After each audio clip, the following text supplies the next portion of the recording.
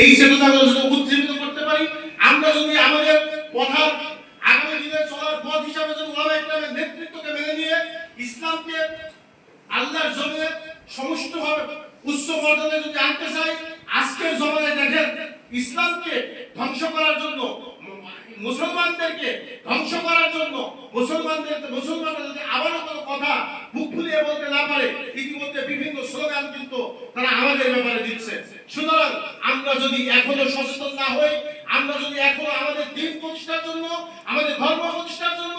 আমাদের অধিকার প্রতিষ্ঠার জন্য যদি সংগ্রাম করতে, রক্ত দিতে, আমরা যদি আমাদের ঘাম ঝরাতে, আমাদের সময় দিতে যদি আমরা এখনো প্রস্তুত না হই, অচিরে স্বৈরশাসক আওয়ামী লীগের চেয়েও আমাদের সামনের অবস্থা আরো বেশি কঠিন হয়ে যাবে।